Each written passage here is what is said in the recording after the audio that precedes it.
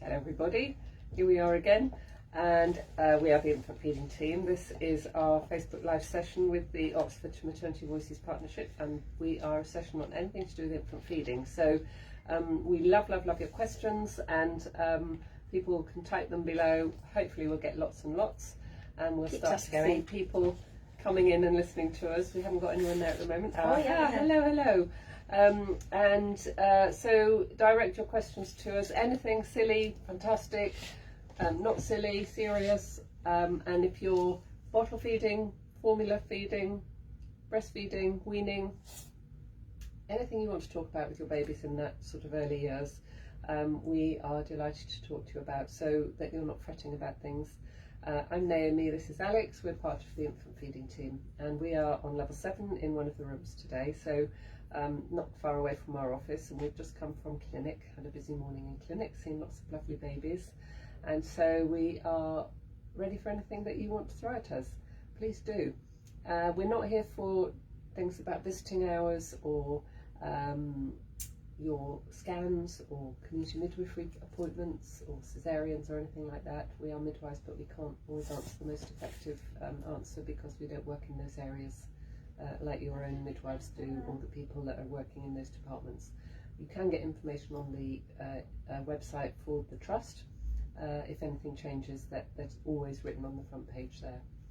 We've still got COVID around, haven't we? Yeah. It's going down a little bit, but we have still got COVID around, so we're still working under the visiting things, and nothing's changed in the last month or so, I don't think. And we are, still seeing people face to face, obviously, but with masks and everything in the hospital. And but we have got clinics working, and mums are seeing us on the wards as well. So things haven't changed very much, but we are aware that it's still about, and that there are vulnerable mums around. So if you've had your vaccine, that's great. If you're thinking about it, do get it. And there was a piece of research that came out last week or the week before, and it came out of Swansea University. It was Swansea, and I think it was a Scottish university. Don't quote me which one it was, Dundee or Aberdeen or something.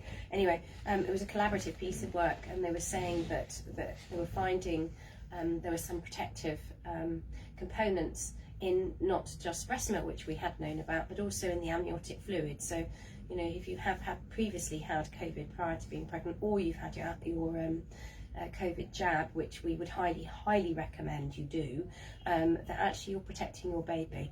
And this is the research that we're working on at the moment. Hopefully more findings will come out soon. But I know we've said it before, but if you're dithering about it, go and talk to someone, check out all the information that's online on the OUH website about it, because it is not funny to get COVID when you're pregnant. And it is a real risk factor. very vulnerable. More vulnerable than if you weren't pregnant. So do really seriously consider having it. I mean, the recommendation really is that pregnant women do have it now. I know it was a bit dubious in the beginning, but it isn't now. It's decidedly recommended that you do, and check out the information that there is available. And also, you're more at risk of having your baby prematurely if you do get COVID, so that adds extra stress to the services and to your life, more so, that the impact it has on you if you're poorly and your baby is in the neonatal unit and premature as well. And that can be prevented if you have vaccination to some extent, so do think about it. I'm going to apologise for the picture quality today. It looks like we're in a fog. Because I have it on my screen so I can see the questions. So it looks like Naomi and I are in a foggy room. I might pop the lights on and just see if it makes a difference. Those blinds up a bit. I don't think we can we? So the other thing, we when we're in clinic, we talk to mums in clinic. I think that's worse actually, isn't it? Tell us what you can see, if you can see us any better. That's quite bright, isn't it? Oh yeah, it's reflecting off the side there. No, that's no better. We're talking to mums and we say, what would you like us to talk about today? And one of the things that we do talk about an awful lot, but she said that's what she wished she had known, was when you have a cesarean, how vulnerable it is with your milk production, and that she wished she'd known that she needed to really step up her skin to skin and feeding her baby when she had her cesarean, and she didn't realise that she had to do it in the early days, so she's been left on the back foot with her milk production. and her baby didn't feed as well. So, you know, she felt that women should be told about that. And we do talk about it a lot, but we do know, and we talk about this a lot on this session, that, you know, most of the mums that come into hospital with weight loss are because they've had cesareans and they haven't had maybe as long skin to skin in the first day, and they haven't necessarily managed to get their baby to suckle. Perhaps your baby's been separated from you, or you've just felt too poorly yourself to have your baby suckling at your breast or have your baby skin to skin. So it's really important that you understand that and the implications of that to you and your milk production, because it will affect your milk production if you don't have that early skin to skin. It does put it slightly behind. You will catch up, but it takes it a bit longer, and your baby then is vulnerable, and it tends to lose more weight because it hasn't got the milk as quickly as babies that have had lots of skin to skin. So if you had your baby by cesarean, or you've had quite a difficult birth, you know, the priority is to have your baby skin to skin, and it's lovely if your partner does that, but actually it's you doing the skin to skin that raises your hormone levels to a level which really kickstarts your milk production, and it hugely impacts on the amount of milk that you make. So if you can do it as quickly as you can after you've had your baby, then that's a bonus. And the other thing is, we say babies only feed 3 times in the first 24 hours because, you know, they do what we call counter-regulation, which is where they burn the fat, which is around the baby's neck. The fat supplies that they have, especially if they're term babies, they don't have quite so much if they're premature or very small. Or diabetic babies are vulnerable, or diabetic babies of mothers that are diabetic. I was going to say, when you were saying this, it's the healthy term babies this is related to. So it's healthy term. And if there are any risk factors, then we want a baby to feed more often than that. Yeah, but in you know, if your baby is healthy term normal and no worries at all, then we'd say 3 feeds in the first 24 hours. But actually, you need to do 8 stimulations in the first 24 hours. So if your baby's asleep, you need to be doing hand expressing. And that's why we go back to teaching hand expressing before you've had your baby, and that you learn to do it. You don't necessarily have to collect colostrum, but you learn to do it before you come into hospital, so that it's not a skill you have to learn while you're feeling a little bit vulnerable, very tired, maybe you've got drips and things in your arms and you're uncomfortable. You know, it's a skill that you don't have to learn as well. So, you know, it's always worth having a go doing that from about 37 weeks if you're planning on having a baby in the hospital, wherever, but it will get you on the front foot to get your milk production really good in the early days. And so, you know, you don't have time for a day off when you have your baby. You can't say, I'll do it tomorrow, I'm too tired today, because your baby doesn't know that, and it's expecting food. So if it doesn't get it, it loses weight. And then you end up coming back into hospital and having to supplement your baby with extra milk, donor breast milk or otherwise. So, you know, really important that you really understand that and put it at the front of your head, you know, when you're having your baby, that I must do skin to skin, I must stimulate my breasts frequently by hand or breastfeeding in the first day or 2, because that really, really whacks your hormone levels up to a really high level. I'm going to try turning that camera a tiny bit and just see if it's a little bit better. You watch that screen and just see. Sorry, not making it a bit brighter. Sorry folks, it makes me feel a bit wobbly at home. I think it's just a very dull day, isn't it? Yeah, the lights in here are not good. I don't know if we can just open that blind up a little bit. If I call you chat, I'll do that. I'm just trying to improve the lighting in here. But, I think it's been much brighter on the days when we've been in here. Is that better? Not particularly. So it just looks foggy. So maybe it's the camera. Perhaps your camera's dirty, Alex. Yeah, maybe. We give it a clean. Have we got any questions? Yes, we have. I'm just going to try. Let's try cleaning that camera before I do anything else. It'll be fine. I've put some Vaseline or something. Really, so we're going to just clean the camera. Sorry, folks. It's been really quite nice this week. It hasn't been quite so mad. And you know, no difference. The ward's been busy as always, but not as busy as it has been in the last couple of months. So, you know, we've had a bit of a breather, I think, and seeing the odd space in the wards where the beds aren't all full. Not for very long, I might add, but it has been really nice, and we haven't had quite so many mums coming back in, and that often reflects the fact that they've had more time to look after you on the ward, so you've got more support in the initial days that you're in hospital, so you're off to a better start, because we know when it's really, really busy, you'll barely touch the ground when you're on the ward, and then you find that you go home and you haven't fed your baby. You're doing hand expressing and protecting your milk supply, which is fabulous, but sometimes you haven't got your baby feeding at the breast in the early days. So you know, we haven't seen quite as many babies coming back in with big weight losses in the last week or so, because it's been a bit quieter everywhere. So that's been quite nice for us. But yeah, no, it's been great. So how are the questions? So I've got a question here from Shamaraya. She says, hi, my daughter's 10 months old now. She used to take my milk in a bottle, now doesn't, and doesn't really drink water. She works 2 to 3 days a week for 8 hours a day. Is she okay in that time with no milk and just food? How could I possibly get her to drink some more water at meal times too? I feel like I'm still feeding her loads. Well, I think as long as she's making up for it at other times, it's fine. Peas and poos. You know, cups, doesn't have to be a bottle, and if she would accept a cup, some babies love going onto a cup, feel like, you know, bigger babies, or just one of those soft spout tops. I mean, there's so many different bottles around. It's probably worth trying different feeding cups and seeing how you get on. I mean, a baby will often make up for not feeding during the day by feeding lots at night, and you mentioned that she's feeding lots, and if your baby's feeding lots at night, then she's probably getting what she needs, because we need an amount. I always say there's an amount in a 24-hour period, and if she doesn't get it in the day because you're at work, she might be making up for it at night. So if you're lying, you know, in bed and she's feeding all night, then she's doing what she needs. Her nappies will give you a really good indication of what's going on. You know, have her stools got very dry? Is she not doing many wet nappies? And if those things are all still normal, then she's compensating really well. And we don't need to worry about water at this stage. We'd much rather she was drinking your milk if possible, because as we always say, food before one is just for fun. So at this point in time, at 10 months, she's getting most of her nutrition still from your milk and not the extra food that she's eating. You know, that's her learning to eat. So, you know, where possible, see if it can be your milk as opposed to water. And just find sort of other ways of giving it to her. Try different straw. cups. Some babies Yes, like straws. Mine used to love straw, and I used to squeeze used to give them in like a squishy carton or something, and if you squeeze that, they learn to suck up at the same time, so they learn to drink through a straw, and that's quite fun for them. They quite like that.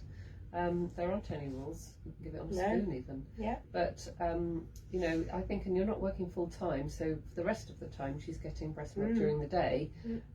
So you know, she's obviously still getting breastfeeding in the daytime hours as well. And does it make a difference in the daytime at night when you're not working? Does she feed less at night in those days? That'll tell you whether she's upping it, she needs more fluid, or whether she takes the same amount whether you're at work or not at work, because that will give you an idea as to whether she needs the fluid during the day more if she feeds more at night and you've been at work. So, you know, let us know, have a think about it. I keep looking at this picture. I'm so sorry. We just definitely look like we're in the middle of the fog. So apologies. We're not. This place is not foggy. It's just the picture. Right. So hopefully that was helpful. Charlotte's come on, one of our top listeners. Hi, Charlotte. Afternoon, ladies. Hope you're well. I've been very emotional today at remembrance and was thinking of my grandparents. I had an email to get the booster COVID jab, and I'm needle phobic. I'm stressing about it again. Remember, it's worth it though, Charlotte, and it's over in a second. You know, so think about how brave you've been being a mummy. You know, all the wonderful things you've done when you sit there and just think about your gorgeous baby. Think about Alicia while they're doing it, and it'll be done in 2 seconds and you won't remember. Yeah, we had 2 minutes silence this morning in clinic, didn't we? Yeah, we did. Yeah. And she said that Alicia's getting more cheeky. She's 18 months already and trying to get up on her feet and having her nap time at the moment. So we're missing her waves then. So, Beatrice has said, hello and thanks for this amazing job you do. My baby's 3 months and I'm exclusively pumping. Could I potentially start dropping pumping sessions, or will this impact on my supply? Especially night pumping sessions, she's added. Well, so, you've done well. Well done, very Beatrice. well. Are you doing any breastfeeding at all, or just giving, did you say exclusively pumping? Yeah, exclusively pumping. Have you got more than you need? I think if you've got more milk than you need, because actually babies between 6 weeks and 6 months don't actually increase their volumes normally. their composition of the milk changes, so they get more components in breast milk that have got the right bits in for minerals and calories and fats and all the other stuff that's in breast milk. They get the same volume but more composition, change of composition. So you know, if your volumes haven't gone up very much and you've got more milk than you need, then you could try dropping one pump and see what happens, and then drop another one if that's okay, and see whether it still sustains it. The pumping becomes from endocrine to autocrine, so it becomes, you know, your milk production becomes just routine. It happens, and it's not dependent on your hormones to maintain it after a certain amount of time. So if your baby suckles, you make it. If you pump, you make it. So that will happen once you've established that. So if you drop one and see what happens, and you find that you're getting about the same amount out, or you're getting enough to feed your baby, then that's fine. You could always then try another drop, couldn't you? Yeah. I mean, we do meet mothers who are exclusively pumping, and they do manage to drop it down to sort of maybe 5 or 6 pumps a day and still get a similar amount of milk. And I think that's the key thing is, as Naomi says, it depends what you're getting. If you're just getting what she needs, then the answer would be no. But if you're doing well, then you may be able to drop a little bit. But be responsive, because should it drop, so if you find that you're not getting quite enough, you just need to up the amount of pumpings you do again.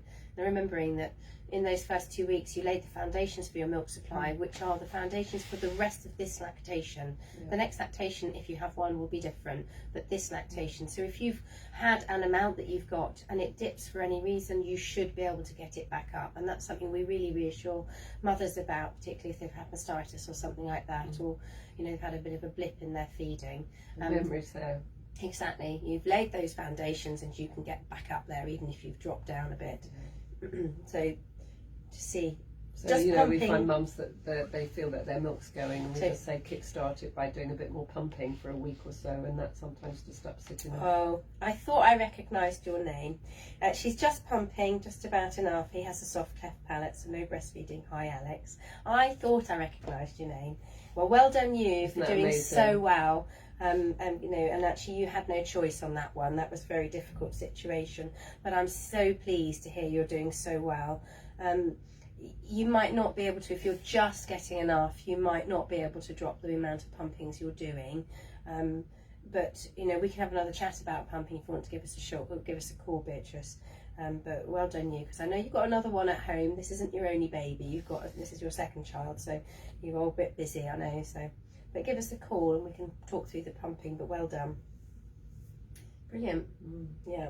It's lovely when mums come back that we know. So, Charlotte's come on. Quick question: do you think I should get a check at my doctor's appointment after having a miscarriage and make sure that I'm okay to try again later in the year to come for another baby? I don't know that it's necessarily required. I think these days they just tend to say leave it about 6 months, I think, and maybe not even saying that anymore until after after the miscarriage, I think. Periods get back to some sort of regularity. And try again. So, if you've got concerns, by all means contact your doctor, Charlotte, and have a chat with them on the phone. But but I think hopefully you'll be good to go again soon. Beatrice has said, thanks both, lovely job. Well done you. You're the one who's doing a lovely job. It's fantastic. Lauren has said, hello, my 7-month-old has significant tongue tie with restricted lift. He breastfed exclusively for 6 months with no issues, although he fed a lot, little and often.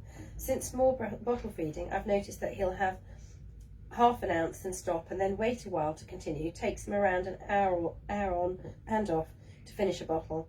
He's now on 3 meals a day, and if he doesn't have the tongue tie snipped, will it affect anything for him in the future in regards to speech and eating? So it's right at the front, is that what I understand? Is it quite tight at the front? I think, how is he managing with taking solids? Does he manage to put food from the front to the back of his mouth without choking? Is there food stuck in his mouth? Because one of the things, if he can't lift his tongue or do anything with it, he's obviously managing really, really well. It's only been picked up this week, only this week.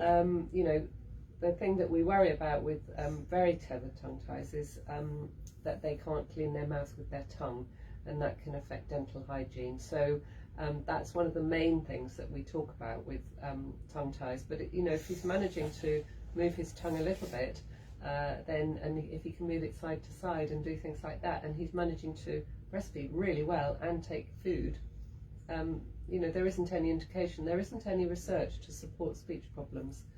There isn't any evidence, firm evidence, to say that if your baby has a tethered tongue that he won't be able to speak later, because some babies haven't got them and they can't pronounce words, and other babies have got really severe tongue ties and they, you know, they have no problems at all. So it's your personal choice if you feel that that's important to you. You know, it's a surgical procedure, so if you don't need it, you know, don't put your baby through a surgical procedure. But also sometimes it makes it worse, and sometimes it doesn't help.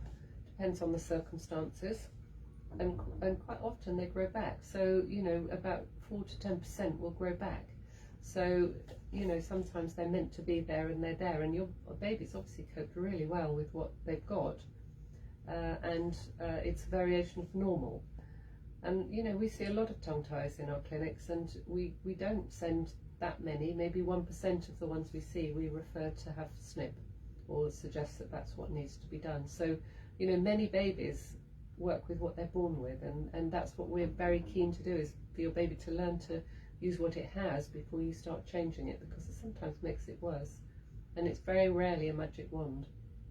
So people think that it's going to be the answer to their problems, and actually positioning and attachment is the answer to problems in most breastfeeding with you know, any type of frenulum, and most babies have got them.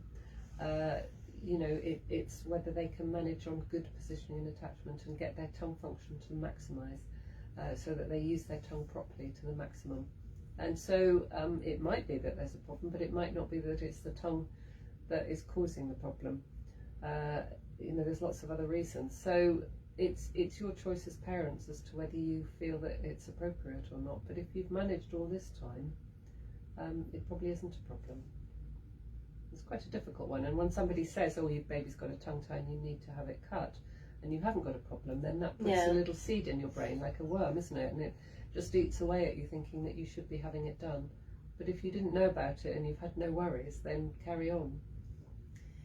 Yeah, I mean, I think obviously what you're saying is that the feeds with the bottle are taking quite a long time. Yeah. So, and if that becomes an issue, and sometimes the mouth grows at different stages, so the space of the epiglottis from the floor of the mouth becomes bigger at different stages in a baby's life, and it might be that the suck, swallow, breathe has been become more complex because the space between the epiglottis and the floor of the tongue is bigger than it was because your baby's got bigger, and that might be the issue. And if their tongue can't function with that, it might be that this is the time when you would get it cut. So if it is continuing to be a problem, then it might be something that you would like to explore, and you can get a referral to ENT through your health visitor or your GP, and also you can access private lactation consultants that do cut tongue ties, and most of the private lactation consultants will do it up to about 9 months, providing there's not top and bottom teeth, because they do bite then.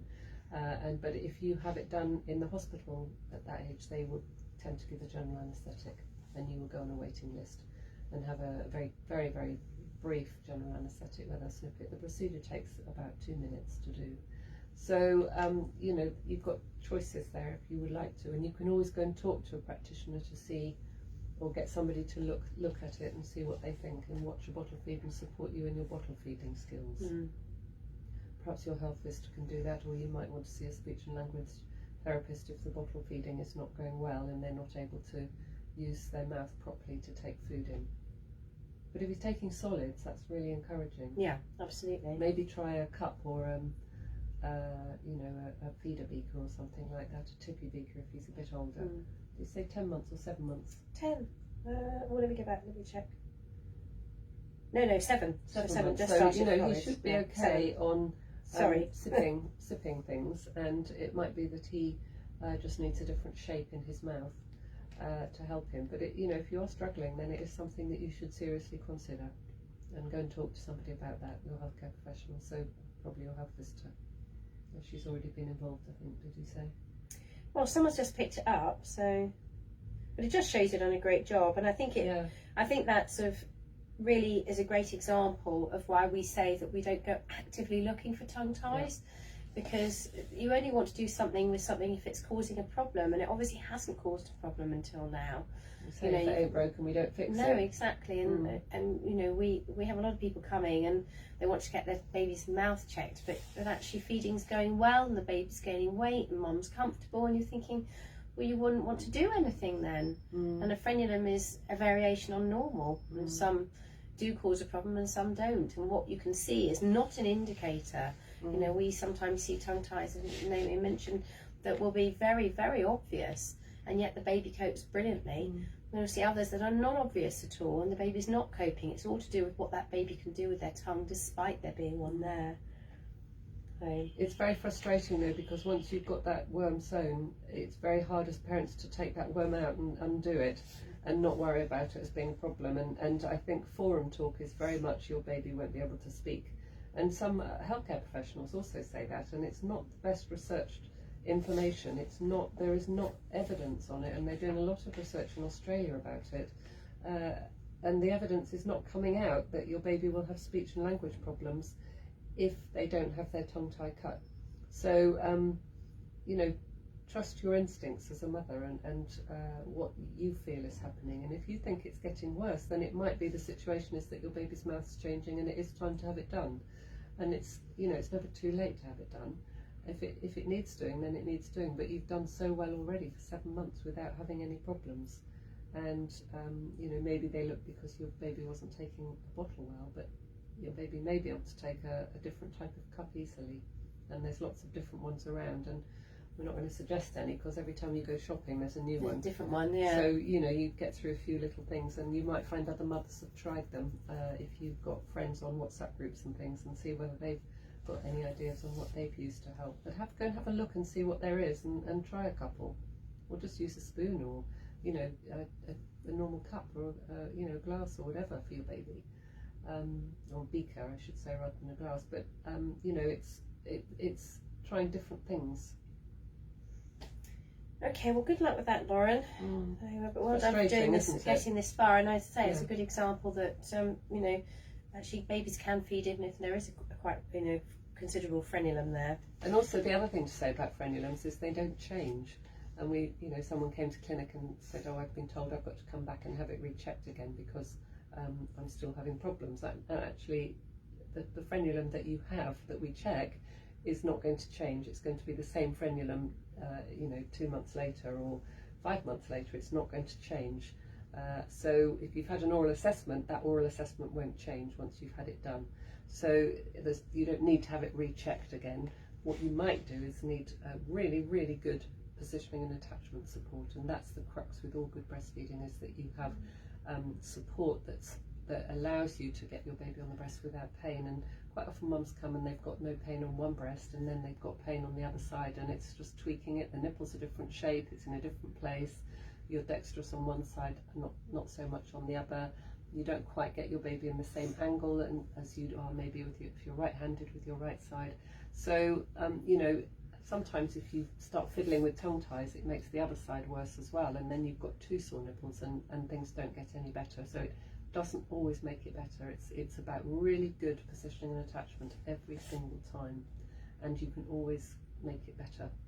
You know, you can always make attachment better. There's always room for improvement.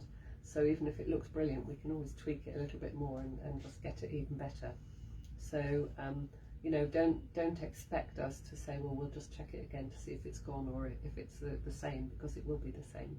And there isn't any collagen in a frenulum, so the little bit of skin under the tongue doesn't become stretchy. If it's stretchy already, which sometimes they are, then it will stay the same. But if it's tight, it won't get any more stretchy. But what you need to do is get good positioning and attachment to allow that tongue function to maximise. And we say good feeding is good physio.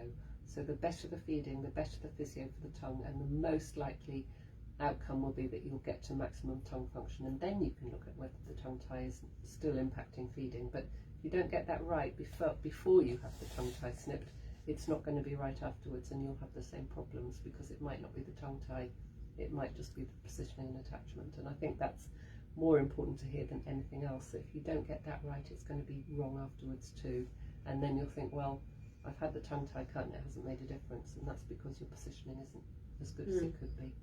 and that's what we see a lot of.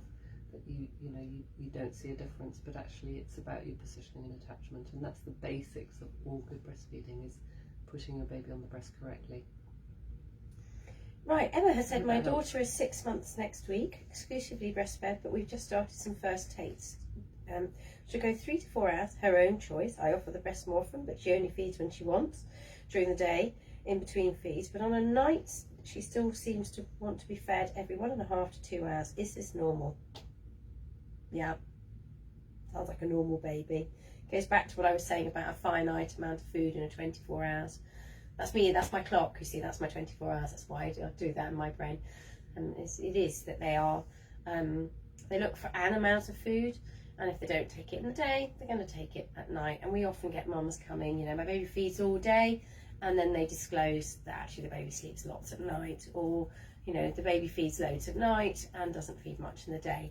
So babies do get the idea of night and day, and obviously your baby is 6 months, so we would expect your baby to be able to, you know, sort of get to the point where they do get a slight better understanding. But it's very common for babies to feed a lot at night. They love you. Yeah, they want to be close. They want to check you're there. You're their best comfort. You're the sense to their world. And they're growing their brain, all that cuddle, you know, the cuddling, you're growing brains, and that's, you know, fabulous for them. They're developing and they're learning about everything, you know. Brain growth is amazing. I was chatting to a lovely mum who came to clinic this morning, his primary school teacher. We were talking about how important love is, and you know, we were chatting about her feeding her baby, and saying that, you know, the love that a mum has for her baby and the interaction that she has with her baby is so important. Because, you know, every time you interact with your baby, you're bathing that baby's brain in oxytocin, because oxytocin levels rise and they're in the system, so they're in the baby's brain, and oxytocin is the baby brain fertilizer, and your baby will feel securely attached. They'll know they'll have their needs met, they know they can trust you. And so that's all part of this growing the baby's brain and building happy babies. So much as happy toddler, and then into a happy child, and then a happy adult. Happy adult. And we, you know, we talk a lot about mental health, and, you know, responding to our babies when they're little is promoting good mental health in the long run. So it's meeting their needs for that attachment and knowing that they are loved. And it's the same if you're bottle feeding your baby and cuddling them at night. It's irrelevant. It's the same. You give them the same effect, cuddling and skin to skin. It's all the same. You know, it's supporting them to feel secure, and they grow into secure adults. But it's tough when you've got a 6-month-old who's still feeding every 1.5 to 2 hours. Especially if you're going back to work in a little while and you're thinking, how am I going to do this? They're still very tiny, aren't they? I mean, you could carry on trying to encourage her to have a feed a little bit more in the day. And, you know, we often find, a bit younger than she is, that babies are beginning to rouse more at night and they need that little bit more food. But, you know, you could try and encourage her to feed a little bit more frequently in the day and see if it impacts on the night. But I think it might just be part of her way of dealing with the night. And I suppose it's minimising the impact it has on you. You know, if you are bed sharing, it's making sure that you do that as safely as you can. We can never eradicate risk, we can minimise risk. And being aware of the Lullaby Trust, which is a really good resource that has a lot of information and a lovely video showing how to reduce the risk if you did end up bed sharing. And much as I know that there's a lot out there to suggest that you don't do it, we know a lot of people do. So, you know, if you do end up doing it as safely as possible is really important. Basis is a really good app, which is from Helen Ball in Durham University. She's done lots and lots of research, and her research is supporting the Lullaby Trust and the information that they use for the baby friendly on, you know, sharing bed with your baby.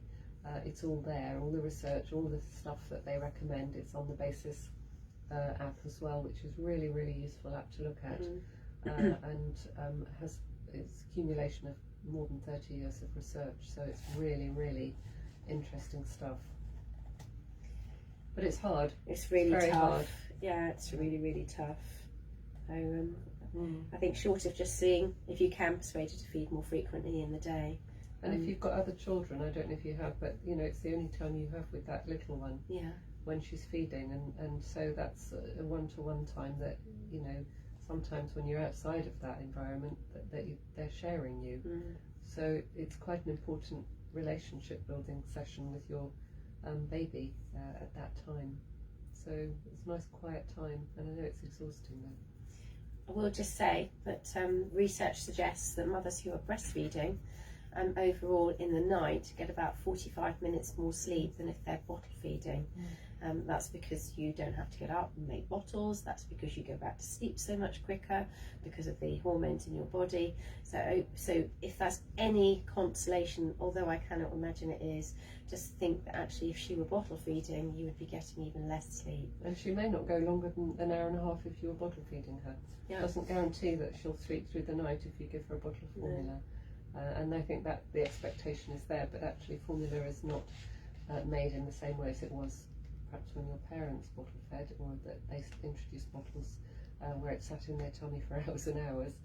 It's digested very quickly now, and so it doesn't guarantee that your baby will sleep any longer. So, you know, not only do you get less sleep, you have to get up and make the same amount of sleep. You have to get up and make the bottles as well and warm them up. So, you know, it's not necessarily a solution. So we feel for you, but all I can say is just remember you're building your baby's brain. What a bright, lovely, attached, happy child you're going to have because you've met your baby's needs so beautifully, despite the fact you might be feeling rather frazzled, so which I would completely understand. So Emma, sorry we can't give you more. We remember it well. Yeah, I know, ours might be quite old, but you don't forget it. So, Charlotte's come back. She said she had an email about the booster jab, said that to get the flu jab vaccine. I'll have to pay for that, or can I still use the maternity certificate even though I had a miscarriage? I don't know the answer to that one, Charlotte. I'm really sorry, you'll have to ask and see. I mean, there's all sorts of reasons why people are often offered the flu jab, so I would just have a chat with them and see if you can get it. Jo has said, my little girl is 5 weeks old today. We're breastfeeding and all she wants to do is feed. She sleeps very little, and every night I have to essentially feed her to sleep from around 7 p.m. I presume, or 8 p.m. till around midnight. She then feeds once or twice in the night, and it can take 60 to 90 minutes each time before she feeds back to sleep. During the day she hardly naps. She's feeding for hours on end and she never seems to have had enough. Sometimes she falls asleep while feeding, but if I try to put her down she wakes up again and screams until I feed her. Is this normal? Jo, is your baby gaining weight? Is your baby pooing every day? Are you getting yellow stools and 6 heavy wet nappies? Because your baby might be just trying to push your milk supply a bit more. Up to 6 weeks you're still sort of balancing your supply and getting it right. So they do tend to feed more at night. I think a lot of mums find this. But she has to be doing, as Alex has said, all her milestones, doesn't she? Yeah, so she's not sleeping much in the day either. Oh, I wonder, when did you last have her weighed, and whether she's looking for a little bit more food than she's getting at the moment. And we've already mentioned positioning and attachment, and we know that, you know, working on positioning and attachment can really help improve a baby's transfer, because even if you've got the milk there, if the baby isn't doing a great job, then actually they're not transferring the milk. So it might be worth having a look at seeing what's happening there. So we talk about the reliable signs of milk transfer, and the number one is that you see your baby go on and do nibble, nibble, nibble, and then a little pause, and then they go into long, deep sucks with swallows, and you'll see suck, suck, swallow, or suck, swallow, and you're looking for a ratio of 1 suck to 1 swallow, or 2 sucks to 1 swallow, not 5 or 6 or 7 sucks to 1 swallow. So you're looking for a nice short ratio initially, where they're on and actively feeding and obviously getting milk, and that they then go into, after a period of time, little nibbles where they're getting the fattier latter part of the milk, eventually coming off on their own, and that would be anywhere between 5 and 40 minutes. That would be sign of a good breastfeed. Baby would then come off. Hopefully your nipple would look the same shape as it did when it went on, if not maybe a little bit longer, but not flat or ridged or white. And then you would offer the second breast, and again you're looking for a feed that lasts no more than 40 minutes, 5 to 40 minutes. The 40-minute sort of upper limit gives us a good idea as to whether this baby is feeding effectively and efficiently and removing milk. And we would expect your baby to have some gaps between feeds. They're going to be irregular. We don't expect your baby to feed regularly, but we do anticipate that in a 24-hour period you would have some gaps between feeds. So a baby that is constantly feeding may be chasing milk. Cluster feeding is quite normal in the evenings, isn't it? They Yeah, do a lot of that, but they should then sleep after that. And I think, you know, revisiting positioning and attachment, go and get some really good breastfeeding support local to you, so that you can tap into, you know, good support. So your health visitor is caring for you in the local community, but also if you're in Oxfordshire, then it's OBS, it's Oxford Breastfeeding Support, La Leche, the NCT, local breastfeeding groups. You know, there's lots of little drop-ins in different places, and so, you know, make sure that you can access support so that somebody can revisit your positioning. But the main thing is that you are not putting your baby on in the middle like that, but you're doing an asymmetrical latch. So your baby is going on, I don't know if you can see that, so your baby's going on In the fog. in the fog, yeah. Still so I can hardly foggy. see it because there's writing in front of me as well. But the baby skims its your nipple over the gum ridge, and you've got a really deep latch onto the breast tissue underneath. So sometimes if you just pull your nipple up a little bit, your baby can attach underneath first, and then the nipple goes into the mouth and they take it in and do that. But it's getting that asymmetrical latch, so there's more of the areola at the top visible, and it's not central, and the baby's not like that. It needs to be underneath, as Alex said, and doing a nice big long deep suckle in order to get that milk removed from the breast effectively. And when that happens, then they drain the breast really well, and they get the full milk and the fatty milk at the back as well, and they don't then you know, feel hungry all the time. They feel fuller because they're getting a really good mix of milk. So it might be just that you need to tweak your positioning a little bit. And So- your baby's got bigger, hasn't it? So Jo said that the baby's doing multiple heavy and dirty nappies each day. Are they yellow or are they green?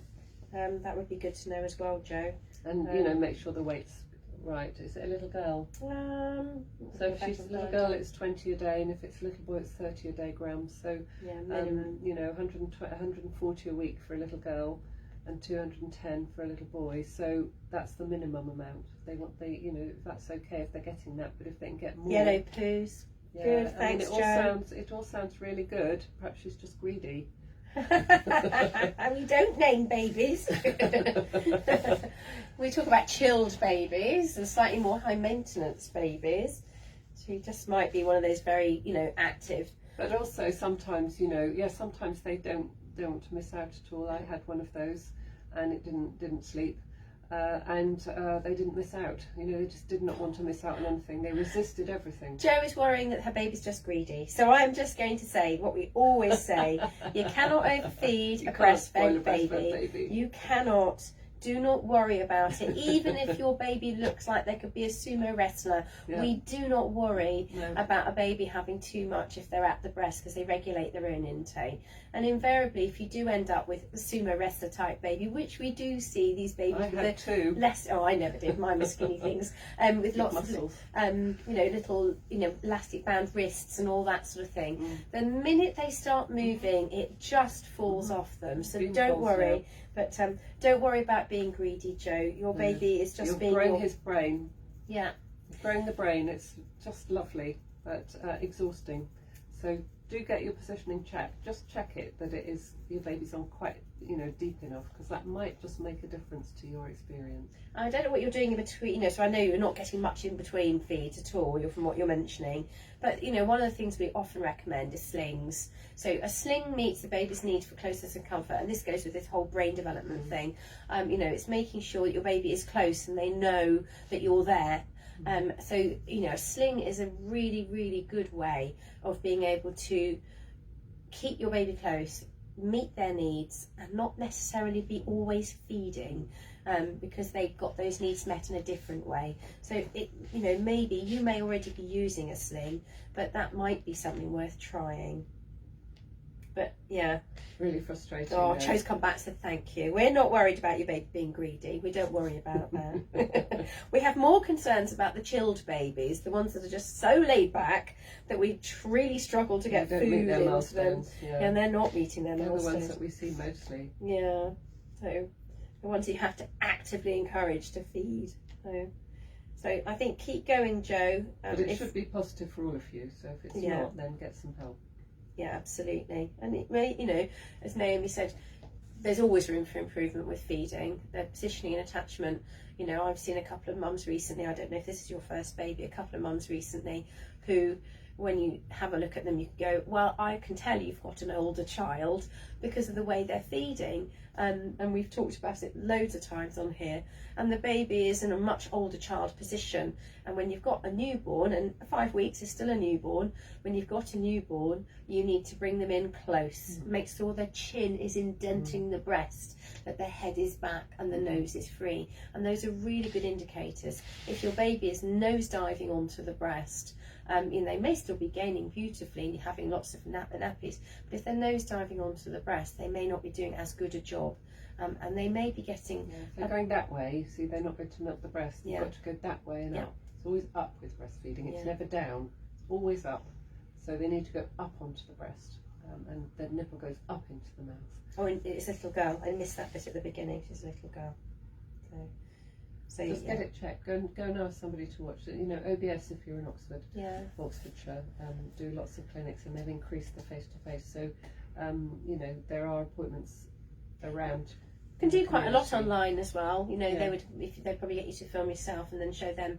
You know, you can see a lot online. We've done a fair bit over the last year and a bit, so online, and it does work quite well, even if you can't get a face-to-face appointment.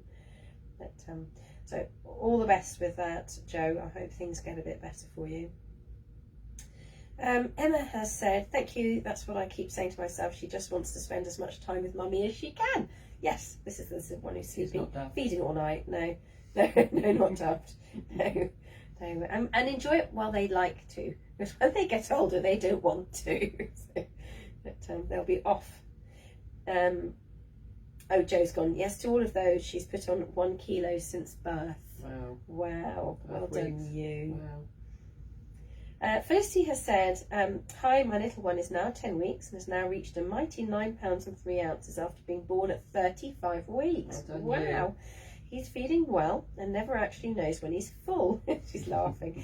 I've been doing some gentle exercises and I'm looking to return to more intense exercise again, building up gradually. Is there any issue with exercise and breast milk production? Is there anything I should avoid? Make sure I don't want to impact his feeding. Thank you.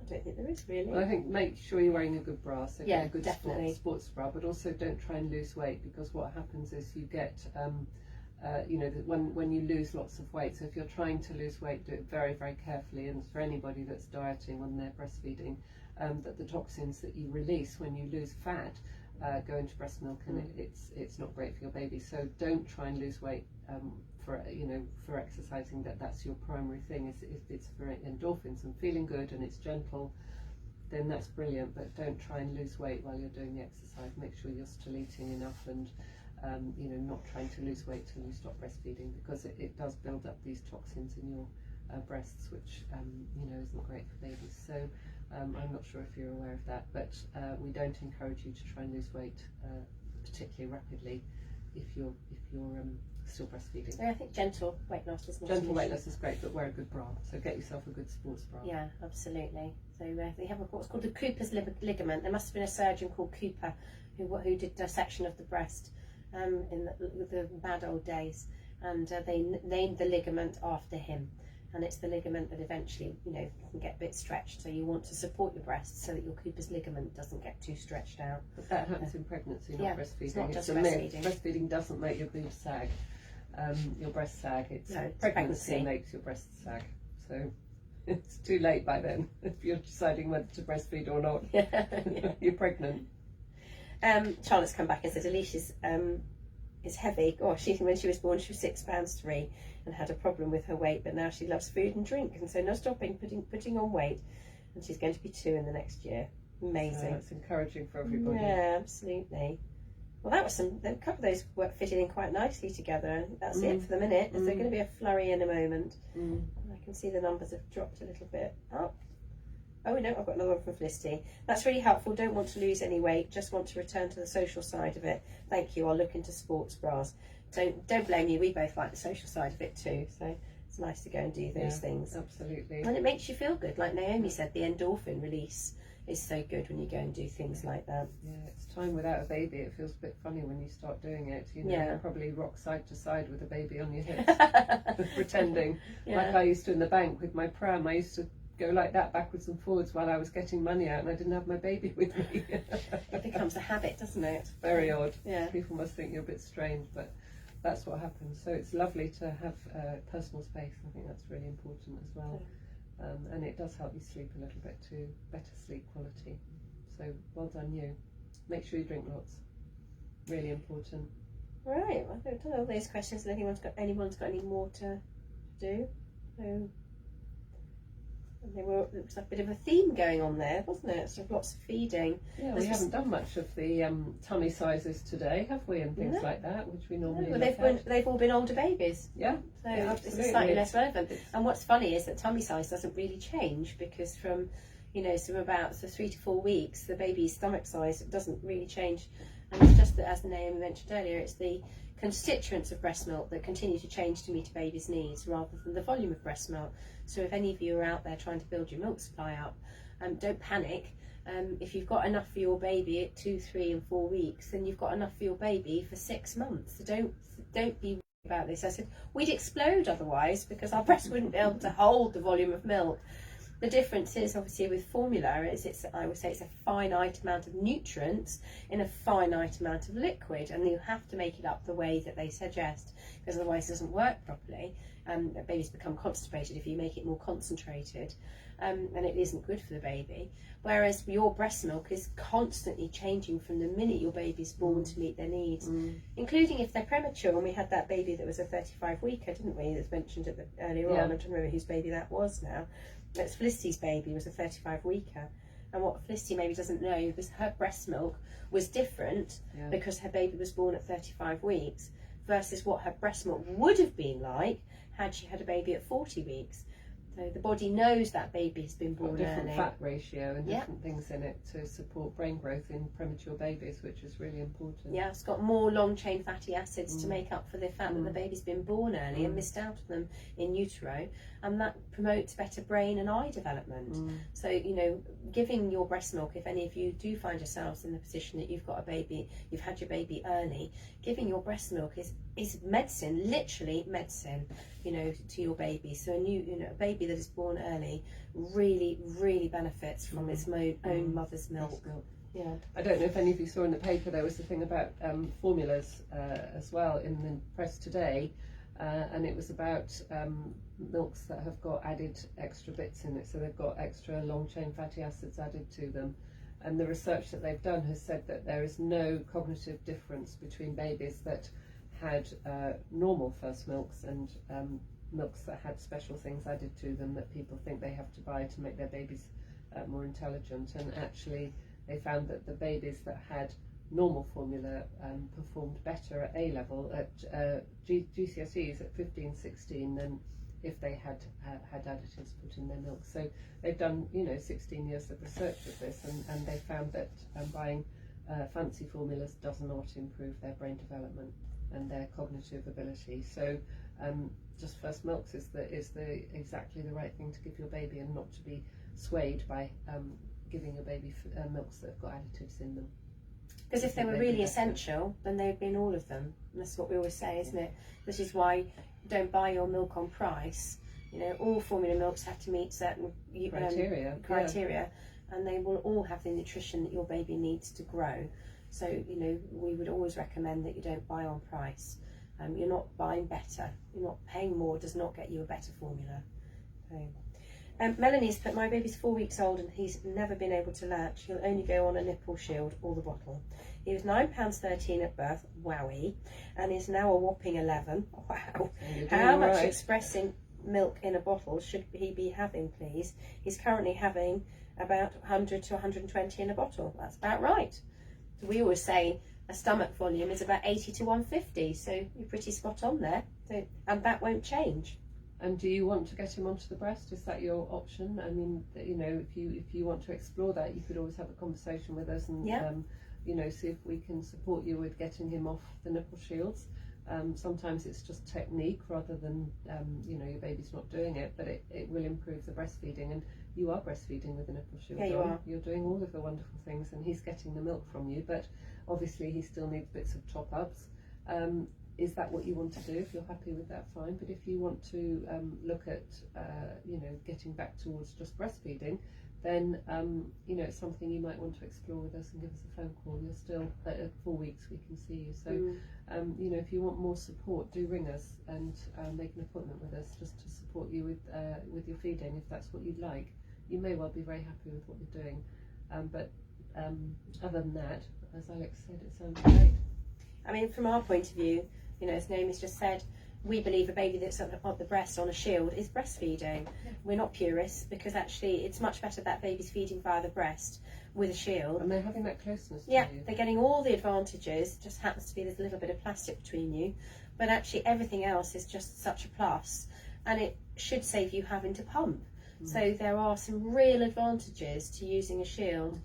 So you know, we do use them in clinic. We don't use them if a woman is sore, because that's not the reason that we would want them, which is what they were devised for originally. But they are the most fantastic bridge for getting a baby to the breast who does not quite get what the breast is, because they don't sometimes, and they literally sit there doing this, going, I don't know what it is, and then put a shield on they go. It's the driver. Plastic is the driver. Yeah, we've been having that conversation in clinic. Right, we've had a flurry of questions. Excellent. So Melanie, give us a shout if you want to. Yeah, I think the volumes sound perfect. 80 to 150 is a standard stomach size, so volumes sound brilliant. And if you want some more support with feeding, give us a call. And we're not booking too far in advance at the moment, are we? Yeah, we've got appointments on Thursday next week, so you know, if you're meeting our criteria and we feel you need to be seen, we can book you in. We'll fit you in. Or you can go to your local breastfeeding support for the same, if you feel that's what you'd like. OBS can support you, La Leche can support you in these.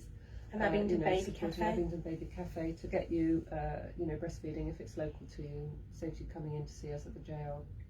And dealing with the car park, which has been a nightmare Today it's been awful. Really bad. Our poor mum's driving around the car park. Charlotte's come back and said that they're thinking of taking Alicia to the pantomime this year. First she'll one. like that. Lovely. Felicity's just come back about saying, she said that must be why he's now cute and chunky. This has special milk because he was early. Yeah. So yeah, special fats in his milk for his brain and eye development. Yeah. So, Melanie said, fab. Yes, I really want him on the breast, as he's a pickle with pulling the shield off now. Thank you. Yeah, phone us. Give us a call. We'd love to see you. Nicole has said, I'm pregnant with my first baby. I'm very keen to breastfeed. However, I'm very nervous. I won't be able to do it. Will a midwife help and show me on the first feed? Yes, they will. Yeah, they will. But keep asking for help. Just keep asking. And actually, many of our students are fantastic too and might have a little bit more time. So, you know, just ask for help. Do some antenatal expressing. And make the most of the videos that are out there. So we've done videos. You can look at our videos on the website, OUH infant feeding. So actually you go OUH maternity infant feeding, you literally do a search like that and up it will come. And we did a series of 7 videos. But there are lots of other really good ones. If you go to places Naomi's already mentioned, the Leche League, you can have a look at their information. You can look at UNICEF Baby Friendly Initiative. Fantastic information talking about positioning and attachment as well. Go and make the most of the information you can get. Just have an understanding of what you're trying to do before you even have your baby, and that will really help. And skin to skin when your baby is born. Get that on your birth plan. Uninterrupted skin to skin. That means your baby is not removed. Your baby is placed on you and not taken away. Very important. Yeah, if it's busy on the delivery suite, ask them and put it in your birth plan. If you're busy on delivery suite, please weigh my baby early so I can have uninterrupted skin to skin, because we do need a weight, and if there's a push on rooms or a push on staff, then actually they may want to pick your baby up, pop them on the scales and put them back again, and your baby goes back to the beginning in a 9-stage process, and that's a bit sad really, because they may not get to feeding. So get on there, uninterrupted skin to skin, and get your partner to be on board. Have a look at the golden hour. What are the other ones, Naomi? What for the Yeah, about their skin to skin. So 9 stages, isn't it? The 9 stages, yeah. Yeah. So that's an American, but it is really good. If you look at the 9 stages, it tells you what your baby has to go through. And another great site is the First 1,000 Days, and that's got all of that on it as well, which is really informative about baby's development and the impact of not doing skin to skin and things and early feeds. But learning to hand express is really important as well, that you have that skill if you're nervous. Watching the Global Health Media, that's what you put in, Global Health Media, they do a whole section of videos for mothers, and it says breastfeeding in the early hours. That is a lovely, lovely video. It follows 3 mothers. It's immediately from birth, you see the babies being put onto the mum's chest, and you watch what a baby naturally does. And that's where this whole skin to skin, uninterrupted skin to skin is so important. We talked earlier at the beginning about the impact of a C-section. So having a section invariably means that the baby is slower to be put skin to skin, and a baby needs to play out its natural processes in skin to skin. So getting your baby skin to skin, not moved, is going to be the biggest chance for you to get off to a really good breastfeeding journey. So there's a few suggestions. So Global Health Media, UNICEF Baby Friendly, our videos on the hospital website.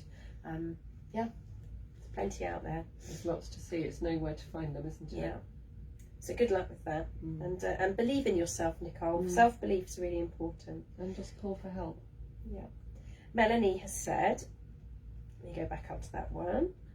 I'm currently sat here with him on one and a Hacker milk collector on the other. Who do I contact, please? So infant feeding. So you can go on our website. Does it come up after here? I don't know if it's put on it. The number is Oxford 572950. So this will come up again. You will have it recorded, but it's 01865 572950. It's the infant feeding team. And if you're still, your baby's a bit too old now, isn't it? But it should be available on our website on the infant feeding. So if you go into OUH maternity infant feeding, everything comes up with our dates and times of our clinic and the number to contact us on. Yeah, Melanie's baby's 4 weeks, so that's perfect. Yeah. Right, okay, so Nicole, we've given you some signposting and so be positive. Charlotte has said she's going to choose the Spires when she has her next baby, which is lovely. Gayla White has said, I'm currently 36 plus 4 and baby's head is already 3/5 in. Well Yay. done. The only thing is that her back is more towards my back on the right side and my belly, and she suggested I look, sorry, it keeps skipping. Suggested I look at spinning babies to get her moved back to the front of my belly. Can you advise on any good exercise? My placenta is high anterior to, well, not quite you've had more to do with it. Yeah, we're more breastfeeding here and with infant feeding. So, what you ought to do is to have a conversation with your midwife about that. But anything that's forward, so either on a birthing ball or on all fours, rocking, digging the garden even. I can remember sweeping. being told to scrub the floor. Scrub the floors. It's what all the mums used to do, and before we had washing machines and hoovers and everything else, that you were up and forwards doing things. So it's anything that if you're being a couch potato, and your baby will become a couch potato, is what I've always said. So if you lie back on the sofa and relax, your baby is going to turn into that position as well. So if you're watching telly, sit on a birthing ball and keep your pelvic, your pelvis lower, so you're tipping your pelvis that way. But quite often these sessions do ask the midwife, and they've got lots of stuff about preparation for birth. So it might be that you look out for the next ask the midwife session that sometimes is on MLUs and home births and having water births and things, and that talks about it. But spinning babies is absolutely brilliant. Some people use reboso, which is having the babies flicked with a like a shawl around your tummy, and you can do that. But being up and forward is really good. So go out and hoover your floor or sweep your floor or clean your floor on all fours, because that's exactly what happens. And So do some yoga. That's the one I remember, was the on all fours. So downward dog maybe. Yeah, well that would be really good if you've got indigestion, wouldn't it? She's off after lunch. She's come straight back. She's off to the garden. See you later, Gayla. Get some bulbs in. She's off to the garden now, she's just said.